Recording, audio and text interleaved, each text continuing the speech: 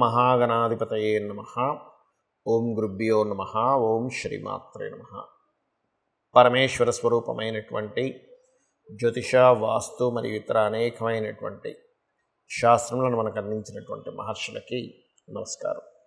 హయగ్రీవ హయగ్రీవ హయగ్రీవేతి యోవధేత్ తస్య నిస్సరతే వాణి జహ్నుకన్యా ప్రవాహవత్.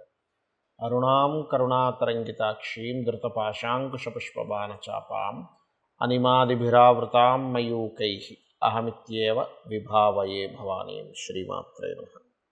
ప్రేక్షకులకి ఆ లలితాంబిక అమ్మవారి యొక్క అనుగ్రహం పరిపూర్ణంగా కలగాలని మనస్ఫూర్తిగా కోరుకుంటూ మనం ఈరోజు చెప్పుకోబోయేటువంటి టాపిక్ ఏమిటి అంటే అస్తంగత్వ దోషము అని ఉంటుంది. అది జన్మజాతకంలోనే ఉంటుంది. కాస్త గోచారంలో కనుక ఏదైనా గ్రహం అస్తంగత్వ దోషంలోకి వెళ్ళినప్పుడు ఆ సమయంలో ఏ ఏ లగ్నాల వారు, రాశి కాదంటే ఒకవేళ లగ్నం తెలియకపోతే అప్పుడు రాశి చూసుకోండి, కానీ ఏ లగ్నాల వారు ఏ అంశాలలో జాగ్రత్తగా ఉండాలి. అయితే ఇప్పుడు మనకి ఏ గ్రహం అస్తంగత్వంలో ఉంది, కంబస్ట్ అంటారు దాన్ని ఇంగ్లీష్లో, అంటే శని భగవానుడు అస్తంగత్వంలో ఉన్నాడు.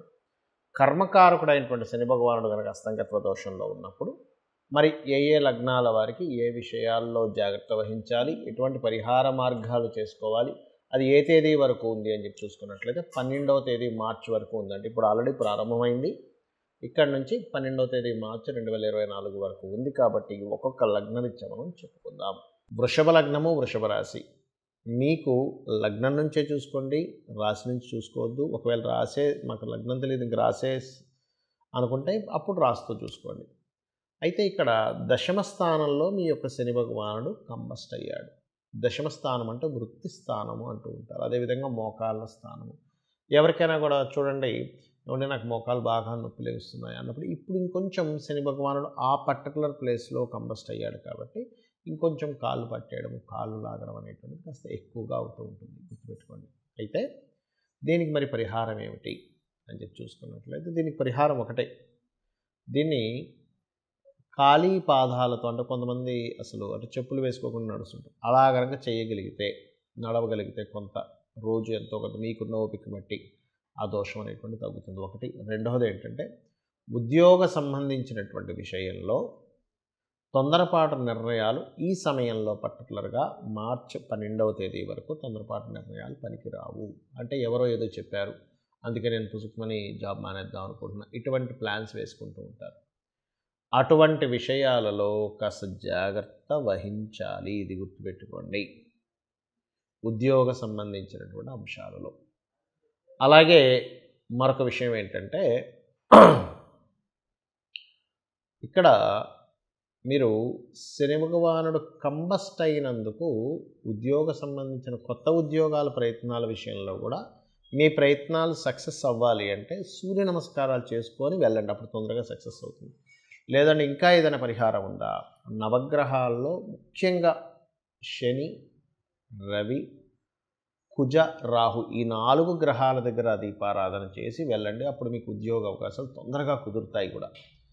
అదేవిధంగా మీ యొక్క మీరు చేసేటువంటి ఏదైతే ఉద్యోగ సంబంధించిన విషయంలో కొంతమందికి దూర ప్రాంతాలకు వెళ్ళి ఉద్యోగాలు చేయాల్సిన పరిస్థితి వస్తూ ఉంటుంది. దూర ప్రాంతాలకు వెళ్ళి నేను ఇప్పుడు షిఫ్ట్ అవనా వద్దా అని అడుగుతూ ఉంటారు.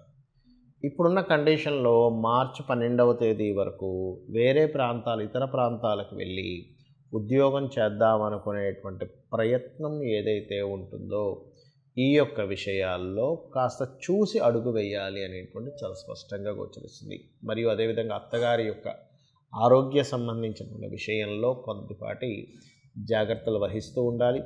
అదేవిధంగా సంతానం సంబంధించినటువంటి విషయంలో సంతానం కొంచెం శత్రుతో ఎక్కువ శత్రుత్వం పెట్టుకోవద్దని చెప్పాలి. మరియు మీ యొక్క జీవిత భాగస్వామి పేరు మీద ఏదైనా ప్రాపర్టీ తీసుకునేటట్టయితే ఆ యొక్క అంశంలో కొంత జాగ్రత్త వహించమని చెప్పండి.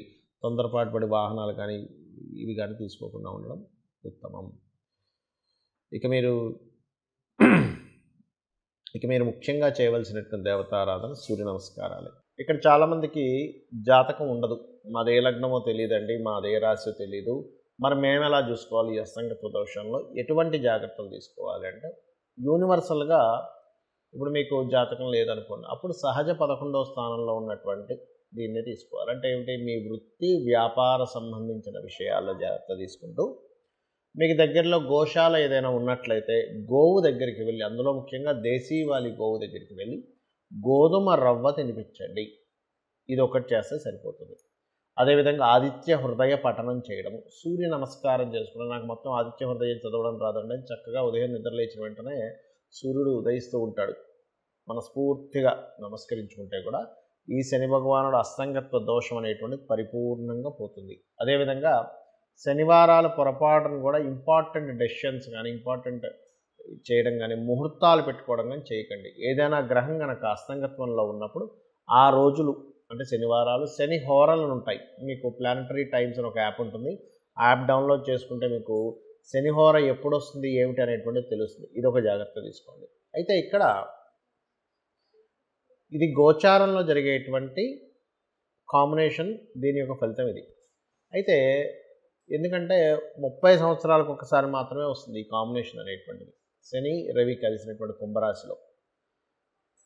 అయితే మరి ఇది ఇలా ఉండగా పర్టికులర్గా మరి దీనికి మనం ఎంతవరకు జాగ్రత్తలు తీసుకోవాలి, ఇంకేదైనా ఉంటుందా అంటే ఒకటే గుర్తుపెట్టుకోండి, మీ జన్మజాతకంలో కనుక బలమైనటువంటి ధనయోగ దశలు నడుస్తున్నా, చక్కటి గృహయోగ దశలు నడుస్తున్నా, మంచి వ్యాపార యోగ దశలు నడుస్తున్నా, నీచభంగ రాజయోగం, విపరీత రాజయోగం సంబంధించిన దశలు నడుస్తున్నా, మీరేం కంగారు పడాల్సిన పని లేదు. ఎందుకంటే మన జన్మజాతకం చాలా ముఖ్యమైనటువంటి అంశం.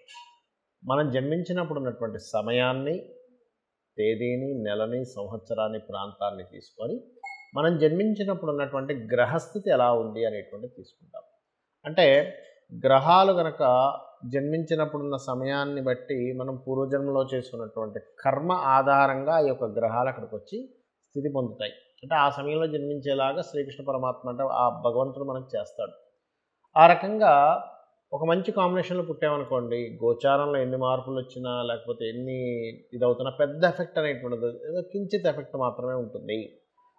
మన జన్మజాతకంలో ఎప్పుడు కూడా మన లగ్నాన్ని బట్టి మన స్థితిగతులు ఏమిటి, మన ధనాధిపతిని బట్టి మనం ఏ మార్గంలో వెళ్తే ధనం మనకు కలుగుతుంది, ఏ సమయంలో మనం ధనాన్ని ఇన్వెస్ట్మెంట్ చేయొచ్చు, ఇన్వెస్ట్మెంట్ చేయకూడదు, ఎవరికైనా ఇవ్వాలంటే ఇవ్వాల్సిన సమయం ఉందా లేదా, అంటే ఇప్పుడు కరెక్ట్ టైమా కాదా, అదేవిధంగా ఒక ప్రాపర్టీ కొనుక్కుంటున్నామంటే ఎప్పుడు కొనుక్కోవాలి, ఏ దిశల్లో కొనుక్కోవాలి, వివాహం విషయాలు కానీ చాలామంది చూడండి వివాహం ఆలస్యం అవుతుందని బాధపడుతూ ఉంటారు. కానీ ఆలస్యం అవుతుందని బాధపడటం కంటే కూడా అది ఆ సమయం రాదు. ఆ టైంలో సమయం రానప్పుడు వాళ్ళకి అర్థం కాక, అయ్యో మేము ఇప్పుడు చాలా ఇబ్బంది పడిపోతున్నామండి, మాకు సమయం రాలేదని చెప్పి ఇదవుతూ ఉంటారు. కాదు, ఇక్కడ బాగా అర్థం చేసుకోవాల్సిన విషయం ఏంటంటే, మీరు సమయం రాకుండా ఒక సూర్యోదయం చూడండి, ఉదయం 6:30కి వస్తుంది, నేను అర్ధరాత్రి 1 గంటకి 2కి 3కి మాటిమాటికి తలుపులు తెరిసే సూర్యోదయం రాలేదంటే బాధ ఎలా బాధపడతామో, వివాహ సమయం ప్రతి వ్యక్తికి 3 నుంచి 5 సార్లు ఉంటుంది. ఆ సమయంలో అవుతుంది, చేయకూడని సమయాలు ఉంటాయి, అది మీ పర్సనల్ చార్ట్లో ఉంటుంది. అలాగే వివాహమే కాకుండా విదేశాలకు వెళ్ళేటువంటి యోగం కావచ్చు, వ్యాపారాల్లో రాణించేటువంటి సమయం కావచ్చు, ఏ వ్యాపారం యోగిస్తుంది అనేటువంటి విషయాలు కావచ్చు, లైఫ్లో టర్నింగ్ పాయింట్స్ కావచ్చు, ఏ నెలల్లో ఎటువంటి జాగ్రత్తలు తీసుకోవాలనేటువంటి విషయాలు కావచ్చు, అన్నీ కూడా మీ యొక్క జన్మజాతకంలో ఉంటుంది, గుర్తుపెట్టుకోండి. ఇక ఇవన్నీ ఒక ఎత్తు అయితే, ఇక్కడ మనకి జాతకం లేదు, ఏమీ లేదు, కానీ జాతకం భయంకరంగా ఉందని తెలిసింది పోని, ఒకటే గుర్తుపెట్టుకోండి, అమ్మవారి యొక్క ఆరాధన కనుక మీరు చేయగలిగితే ఎటువంటి దోషములు ఉన్నా మీ జన్మజాతకంలో ఖచ్చితంగా అవన్నీ కూడా పక్కకు పోయి అమ్మవారు రక్షిస్తుంది, గుర్తుపెట్టుకోండి. ఇవన్నీ ఏం పెట్టుకోకండి మైండ్లో. అయితే మీకు ఇక్కడ సందేహం కలగొచ్చేవండి, మరి మనకి జన్మజాతకంలోనే మొత్తము ఉంటే మరి ఈ గోచార ఫలితాలని, ఈ అస్తంగత్వ దోషాలు ఇవెందుకు చెప్పుకుంటున్నాము అంటే, మనిషి యొక్క జీవితం 2 రకాలుగా డిజైన్ చేయబడుతుంది. ఒకటి మన నిర్ణయాలు, మనం తీసుకునే స్టెప్స్, మనం తీసుకునే నిర్ణయాలు, మన ఆలోచనలతో ఒకటి ఉంటే, మన ఆలోచనలతోని మన నిర్ణయాలతో సంబంధం లేకుండా బయట మార్కెట్ కానీ గోచారం కానీ నడుస్తూ ఉంటాయి. అంటే అలాగా చూడండి, ఒక వ్యక్తి మొన్న ఒక 3.5-4 ఏళ్ల క్రితం మనకు కరోనా వచ్చింది. అసలు ఎవరు ఊహించలేదు, ఏదో పెట్టాడు అట్లాగా, ఒక షాప్ ఏదో పెట్టుకున్నాడు, సడన్గా కరోనా వచ్చింది, మూసేయాల్సి వచ్చింది. ఎంత ప్లానింగ్ చేసుకున్నా ఏం చేసుకున్నా కూడా బయట ఉండే వాతావరణం మారిపోయింది. లేదా ఒక వ్యక్తి ఒక ఒక ఈవెంట్ అనుకున్నాడు, సడన్గా వర్షం పడింది.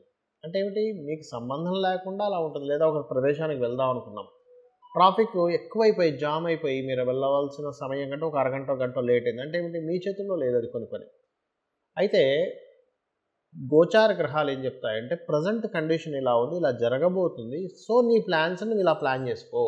గోచారంలో ఇక ధనం మీదకి ఈ గ్రహం వచ్చింది, గోచారంలో గృహం మీదకి ఈ గ్రహం వచ్చింది, గోచారంలో వివాహ సమయం సంబంధమైనటువంటి వాటికి ఈ గ్రహం వచ్చింది, కాబట్టి నువ్వు ఈ పరిహార మార్గం చేసుకో అనేటువంటిదే గోచార ఫలితాలు. కాబట్టి మీరు ఈ యొక్క గోచార ఫలితాలని మీ జన్మజాతక ఫలితాలని తెలుసుకొని ఆ అమ్మవారి యొక్క అనుగ్రహాన్ని పరిపూర్ణంగా పొంది మీరు ఆయురారోగ్యాలతోని అష్టైశ్వర్యాలతో తొలతూగాలని మనస్ఫూర్తిగా కోరుకుంటూ శ్రీమాత్రే నమః.